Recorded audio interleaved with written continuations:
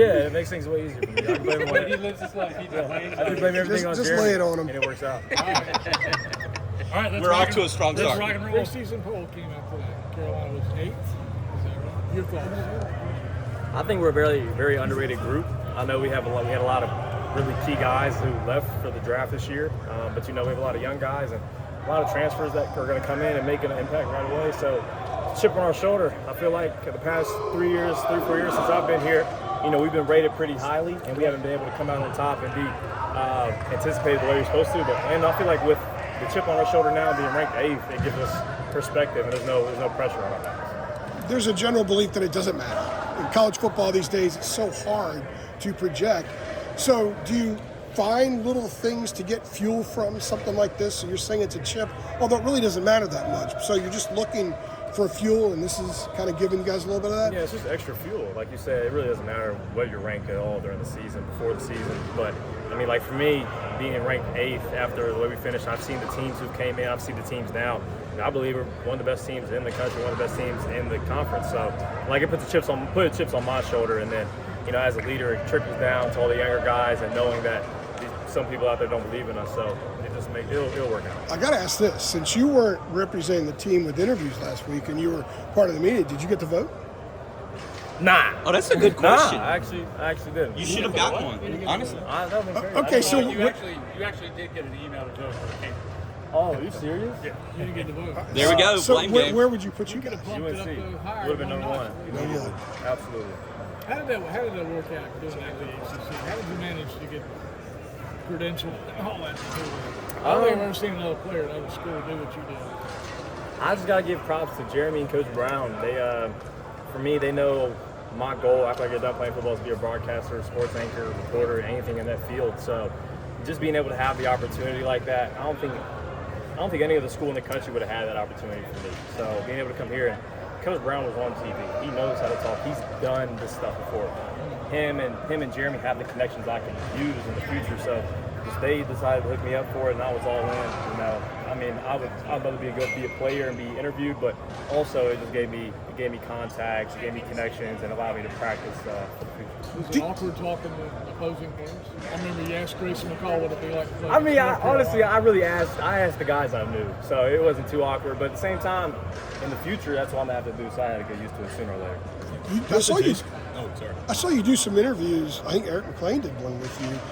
Was he interviewing you about the media stuff or about football? Or was it kind of half and half? It was kind of half and half. At first, it was more media, but then we started talking about football. And I love Eric. He's been a big role model of mine for a long time, and he's such a good guy to listen to and talk to, and he gives me all the pointers that I need. So being able to talk to him was a big thing. It was like a mini audition for you in some of those opportunities. Absolutely. That's There pretty cool. was a lot of eyes out there who saw me, and a lot of people gave me props. So it was obviously perfect. I loved every minute of it. Who's your favorite broadcaster? My favorite broadcaster?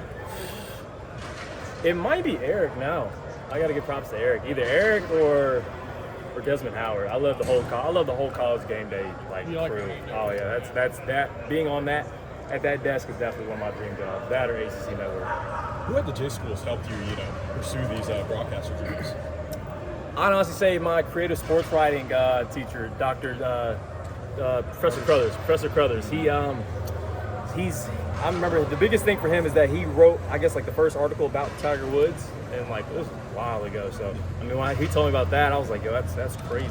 And he just continually, told me that I had a career in this. And then another adjunct instructor, Darren Vault. He was a broadcaster, and he does some of the baseball games. And he was one of my professors in one of my classes, and he taught me some stuff in broadcasting. So definitely those two people. No, both of them well, actually. Yeah. For sure, You do any writing? Or is Writing? it just all with the mic? No, he's too handsome for that. Oh. No, I like doing writing. I mean, come on. It helps me out. Writing definitely helps out a lot of things, like making scripts and stuff like that, and then just doing interviews and annotating and all that. So I do a little bit of both. What do you think Tim saw in you to push you into journalism and broadcasting? He told me my personality and being able to talk well and speak well and constantly wanting to get better. I know I wasn't a great writer at first, so I kind of took that approach as if I was on the field trying to learn how to run a different route. Just being able to go into that class and learn how to write, learn how to create the structure of the story. that was a little bit tough for me. But I would always ask him after class, how can I be a better writer and all that stuff.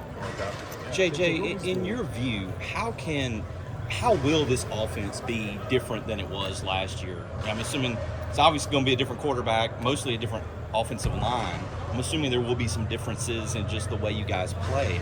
From your view, how do you see those differences working out? I feel like the ball is definitely going to spread around a lot more this year. I know it did last year, but especially with the depth in the wide receiver room and the tight end room, there's a lot of guys who can make plays. But we already have a guy in Amarion who's going to get his carry. He's going to get a bulk load of the carries the rest of the season. But like I said, there's going to be a lot of people going to make a lot of different plays, which I'm excited to see. And there's a lot of anticipation, especially out the young guys in the receiver room. So I'm excited. JJ, what was the process for you kind of getting back to the field? Obviously, this time in the spring, what was the process of trying to get back to 100% leading into this season? Well, no, it wasn't too bad because I kind of did the same thing last year. I had the surgery last year, missed all of spring, all of summer, and then came back like the day of camp and was able to play last season. So pretty much my second go around. So I kind of had an understanding of how to handle my rehab, how to handle my injuries, and how to come into practice, not going absolutely 100% full speed, trying to do the most, but gradually getting back into it. I know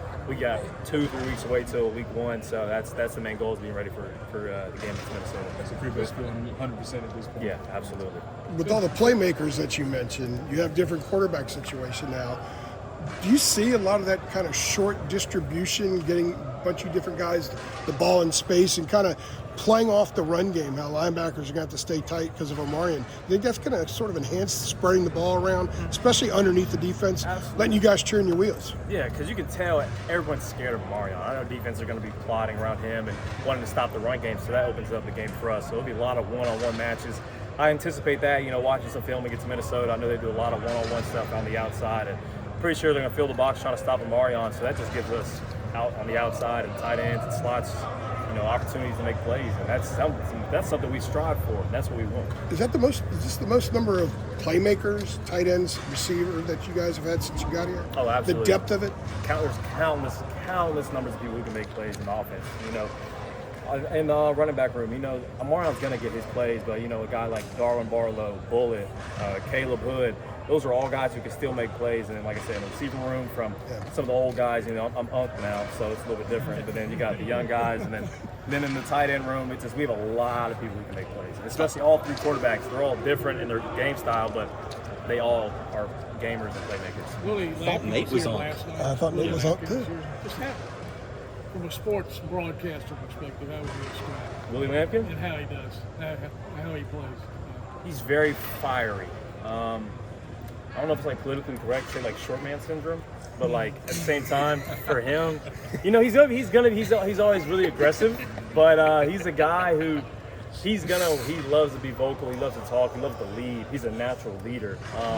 Like I'm from Myrtle Beach, so I was able to see him play when he was at Coastal, and just knowing him around town, everybody knew Willie was a ball player. And then when he came here, everybody gravitated towards him as a leader, and he's been able to lead the offensive line with him and Glasky. They've been a great addition to the team. JJ, I think he embraces the short man thing now. Oh, Because he can't fix it, and he kind of makes the most of it. he definitely can't fix it. I know he stands on his tippy toes in pictures, but he definitely is a guy who Dave Portnoy. We'll Sorry about the rest that. of that question. From your unique vantage point, JJ, you've had 3 practices in camp now. How would you assess how your 3 quarterbacks are doing from your vantage point? Break it down for us. I mean, they all are splitting reps evenly. So one day, they've all started, each quarterback has started in the past 3 days, a different one has started every day. So they've all had different kind of reps with different receivers. And from what I've seen, they all have taken a leadership of when they're out there, you can tell they're the man, they're the guy, they want to lead the team. And they're all, I'm happy because they're all getting work right now. It's none of them are just wanting to be settling for the backup role. They're all competing to be the starter, and that's something that you need. Having that, that drive from the quarterback. You can tell the quarterbacks want to have the offense be great. It helps our room, helps the tight end room. It shows that whoever's throwing us the ball, whoever's going to be out there day one is going to be the best quarterback. And so we have to just trust and believe in the coaching staff that they'll pick the right one. I mean, they will have earned it. They will have earned that spot. It won't have been given to them. What are some of the tendencies that you see, different tendencies that you see in those in Connor Matson? I mean, they all have leadership. I mean, everybody knows that Connor's more of a, I wouldn't say dual threat. He's a fast guy. I mean, we had a read option today where he took it to the crib. He's so fast. Then Max, great deep ball placement kind of guy. And Jacoby's just very smart with the ball. That's something that, you know, I noticed whenever he was here the first time. And, you know, he was, when I was a sophomore and me and him used to be in, I know he used to give me that deep ball at the time. So I used to love being in with Jacoby. But they all, just like I said, they all make plays. So, and they're all different. But at the end of the day, I'm just excited that somebody's going to give us the ball and someone's going to help us win the game. How was Kobe Pacer love coming back? Oh, he looks great. I'm so happy he's back. I call him the Swiss Army knife. Because he can play inside, he can play outside, and a lot of people said last year whenever he wasn't in the game, you could notice it. So that's something that now that he's back out there, you know when he's out there, he just constantly makes plays. Just having a guy like that, he's a great route runner, has great sure hands. I mean, that's one of his attributes on the new video game. He has sure hands. But I mean, Kobe's a great guy, and I'm just so happy, so excited, and so happy for him to be back out there. You mentioned graduating. I was going to say, you guys have, Tyler Graff kind of filling in that student coaching role. I know he had already been out at practices, things like that. But what's the experience been like, having him now in that role officially with the wide receiver? It's good. He was already coaching us, before this, but now he has that official title. But I'm so glad that Tylee's been able to stay out here. He's a guy that always gives me motivation. He's always up spirit. He's always just having his upbringing. He's so happy all the time. A lot of people gravitate towards him because of what he's been through, but at the same time, he isn't anybody. If you didn't know the story, you wouldn't expect that out of him because he's always so happy. He brings so much energy every day. He's got the hat going as well. Oh yeah, absolutely. He's going to wear that hat every time. He loves the hat. You mentioned graduating to UNC status now, of course, and tell me about the mentorship role that you've served for receivers like Alex Taylor, Jordan Shep. It's been kind of crazy because I still think I'm young, but in college football years I'm getting old. But Nate's really unk in the room, so I want to just make that clear for everybody out there. I'm not really unk. It's definitely different because it seems like yesterday I just came in here learning. I came in yesterday learning from Josh Downs, Antoine Green, Bo Corrales, guys like that. And now I'm got to teach the young guys, and they're something about these past two classes of receivers. They're willing to work and they're willing to play day one. These guys come in and they look more evolved, they look stronger, they look bigger, they look faster. I mean, when you have a guy like Jordan and Alex especially, who are outside receivers, they look college ready by day one, by the time they step on campus. So it's great to have these young guys be so eager to learn, be so eager to play, and just, absorb all the knowledge they can. Could they get on the field this year, JJ? I mean, other than special teams? No, absolutely. I think everybody in that receiver room could get on the field. Everyone has different attributes that they can bring to the game. And, everybody in that room is a baller. So I'm just excited for the room this year. All right, then.